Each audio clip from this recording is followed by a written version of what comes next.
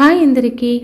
కళ్యాణం వచ్చినా కక్కొచ్చినా ఆగదు అన్నట్టు ఇప్పటికీ దగ్గర 2 సంవత్సరాల నుంచి సుధీర్కు పెళ్లి సంబంధాలు చూస్తున్నా అమ్మాయి బాగాలేదనో, జాతకాలు కుదరడం లేదనో, కట్నం సరిపోకో ఇలా ఎన్నో కారణాల వల్ల సుధీర్కు ఏ సంబంధము కుదరడం లేదు. సుధీర్ వాళ్ళది దిగువ మధ్యతరగతి కుటుంబం. తండ్రి ఆటో డ్రైవర్, తల్లి ఓ 2 ఇళ్లలో వంట చేస్తూ ఉంటుంది. సుధీర్ డిగ్రీ వరకు చదివి ఓ ప్రైవేట్ కంపెనీలో వర్క్ చేస్తున్నాడు. ఎప్పటి నుంచో ఎన్నో సంబంధాలు చూస్తున్నా ఏ సంబంధము సుధీర్కు సెట్ అవ్వడం లేదు. అనుకోకుండా 2 రోజుల క్రితం తెలిసిన వాళ్ళ ద్వారా వచ్చింది సునంద పెళ్లి సంబంధం.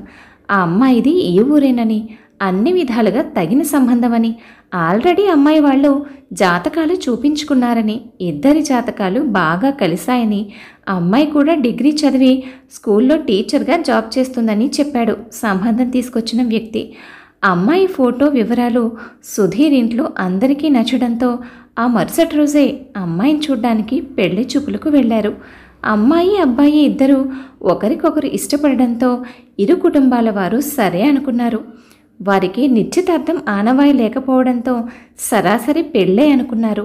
పెళ్లి చూపులు జరిగిన రోజుకి సరిగ్గా 10 రోజులకు వారిద్దరి పేర్ల మీద బలమైన ముహూర్తం ఉండడంతో పెళ్లికి ముహూర్తాలు పెట్టించేశారు. పెళ్లికి ఎక్కువ సమయం లేకపోవడంతో ఇరు కుటుంబాలు పెళ్లి పనుల్లో బిజీగా మునిగిపోయారు. సుధీర్కి తనకు కాబోయే భార్యను కలవాలని, తన ఇష్టాయిష్టాలు తెలుసుకోవాలని, తనతో కొంత సమయం సరదాగా గడపాలని ఉండేది. కానీ వారిద్దరికీ కూడా అంత సమయం లేదు. పెళ్లి చిన్నదే అయినా సాధారణంగా పెళ్లికి కావాల్సిన ఏర్పాట్లు తప్పనిసరి.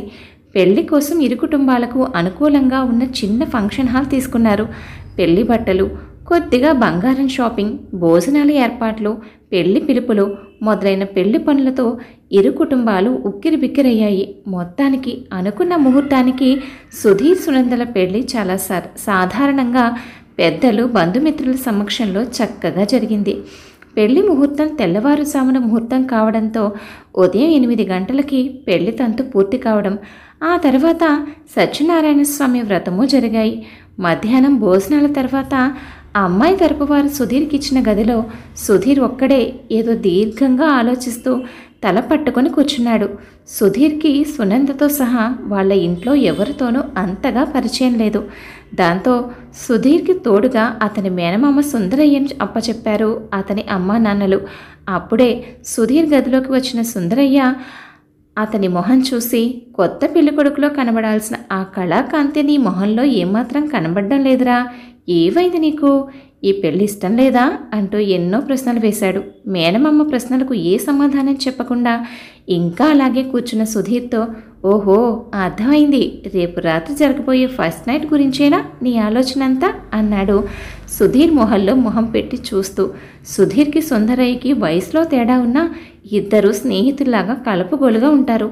సుందరయ్య నోటి వెంట వచ్చిన ఆ మాట సుధీర్ కళ్ళు ఆశ్చర్యంతో పెద్దవయ్యాయి. అవును మావయ్య, అదే నా ఆలోచనంతా, నువ్వు భలే కనిపెట్టేశావే. సునందకు నాకు ఇప్పటి వరకు ముఖ పరిచయమే తప్ప కనీసం ఇద్దరం ఓ 5 నిమిషాలు కూడా మనసు విప్పి మాట్లాడుకోలేదు. అలాంటిది రేపొక్కసారిగా తనతో అలా ఉండాలంటే ఎందుకో నా మనసు అంగీకరించడం లేదు అంటూ నీళ్లు నమ్ములుతున్నాడు సుధీర్. మేనల్లుడి మాటలకు నవ్వుతూ, ఈ సుందరయ్య ఉండగా నీకెందుకురా అలాంటి భయాలు, నేను నీ వయసు దాటి వచ్చిన వాడినే కదా అంటూ ఓ 10 నిమిషాల ఆలోచన తర్వాత తన అనుభవాలలో నుంచి వెలికి తీసి మేనల్లుడికి ఒక సలహా ఇచ్చాడు సుందరయ్య. ఒరే సుధీర్, రేపు ఉదయాన్నే నువ్వు అమ్మాయి కలిసి ముందుగా రిషికొండలోని వెంకటేశ్వర స్వామి ఆలయానికి వెళ్ళండి. ఆ తర్వాత అక్కడి నుంచి బస్సులో ఇందిరాగాంధీ జూ పార్కుకి, అక్కడి నుంచి కైలాసగిరికి వెళ్ళిరండి. ఇదిగో ముందే చెప్తున్నాను, బస్సులోనే వెళ్ళండి. పెద్ద కుటుంబాల్లో అయితే పెళ్ళైన తర్వాత అమ్మాయి అబ్బాయి ఒకరినొకరు అర్థం చేసుకుంటారని, ఏకాంతంగా గడుపుతారని బోలెడంత డబ్బు ఖర్చు పెట్టి తేనె చంద్రుడి దగ్గరికి, అదేరా హనీమూన్కి పంపిస్తారు. మనలాంటి వాళ్ళకి అలాంటివి అందని ద్రాక్ష వంటివి. కానీ నేనిప్పుడు చెప్పిన సలహా మాత్రం ఆ హనీమూన్ కంటే బ్రహ్మాండంగా పనిచేస్తుంది, నాది హామీ. అయినా పెళ్ళి అనే బంధంలోనే ఉందిరా ఆ గమ్మత్తు. ఆ 3 ముళ్ళు పడగానే అప్పటి వరకు ఒకరికి ఒకరు పరిచయం లేని అమ్మాయి అబ్బాయి అప్పటి నుంచి ఒకరంటే ఒకరు ప్రాణం ఇస్తారు. ఇదంతా నేను చెప్పడం ఎందుకులే కానీ ముందు ముందు నీకే తెలుస్తుందిలే. సర్లే నీ సమస్యకు పరిష్కారం దొరికిందిగా, ఇక్కడైనా వచ్చి కాసేపు పడుకో. ఆ మొహం చూడు, వాడిపోయిన తోటకూర కాడలాగా ఎలా ఉందో అన్నాడు సుందరం.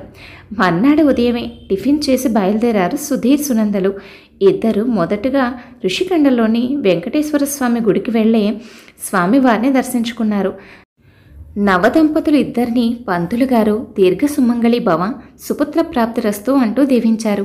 ఆ దీవెన ఇద్దరికీ ఎంతో నచ్చింది. ఒకరి కళ్ళలోకి ఒకరు చూసుకుని ముసిముసిగా నవ్వుకున్నారు. దర్శనం తర్వాత అక్కడున్న కుంకుమను తీసి భర్తకు పెడుతూ కంటిలో పడకుండా చెయ్యి అడ్డుపెట్టి ఉఫ్మను ఊదింది మొదటిసారి. అంత దగ్గరగా తన సునంద వెచ్చని ఊపిరి తగిలేసరికి సుధీర్ శరీరం ఆనందంతో పులకరించింది. ఇద్దరూ మెల్లగా ముందుకు నడిచారు. అక్కడ నుండి చూస్తూ ఉంటే చుట్టూ పచ్చని ప్రకృతి, ఎత్తైన కొండలు, అందమైన సాగర తీరం.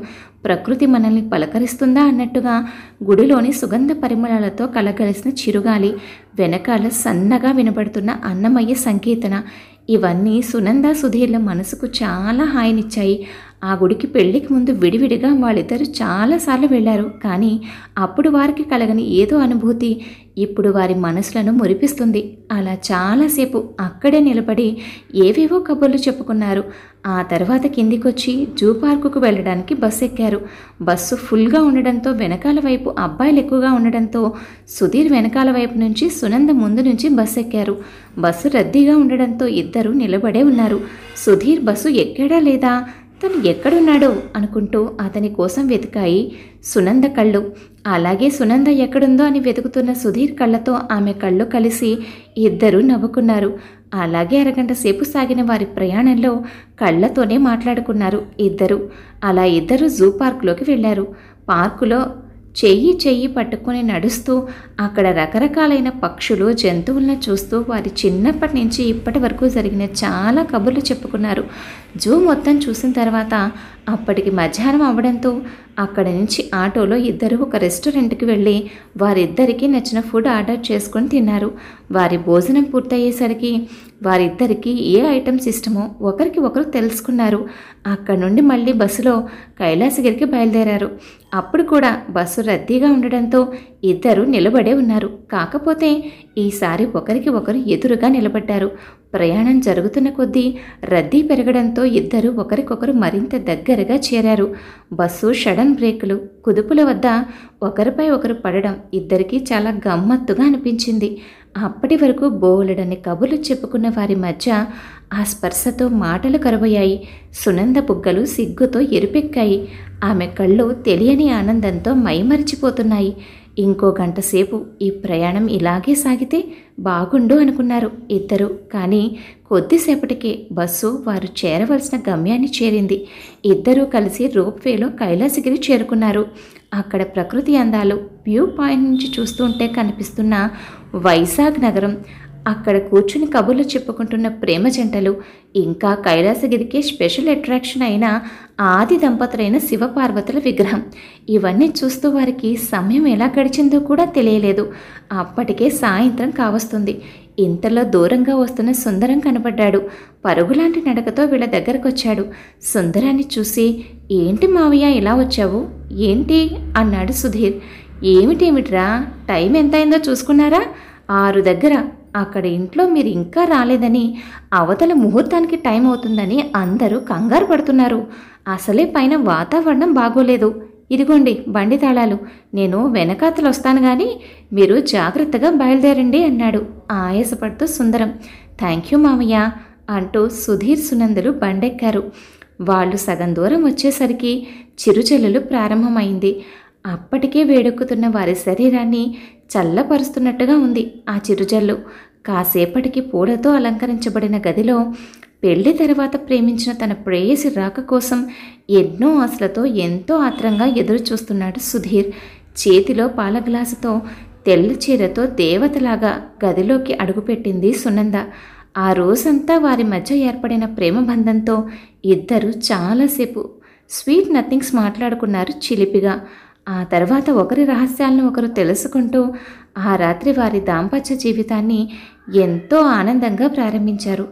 చాలాసేపటి తర్వాత అలసిపోయి భర్త గుండెలపై పడుకొని హాయిగా నిద్రపోతుంది సునంద. ఆమె కురులను నిమురుతూ మా ఇద్దరి మధ్య ఈ బంధం జన్మ జన్మల బంధంగా అనిపిస్తుంది అనుకున్నాడు సుధీర్. కథ విన్నారు కదా అండి. కథపై మీ అభిప్రాయాన్ని తప్పకుండా కామెంట్ చేయండి. మీ కామెంట్ నాకు మరింత ఉత్సాహాన్నిస్తుంది. మరొక మంచి కథతో మళ్ళీ కలుద్దాం. ఉంటాను మరి.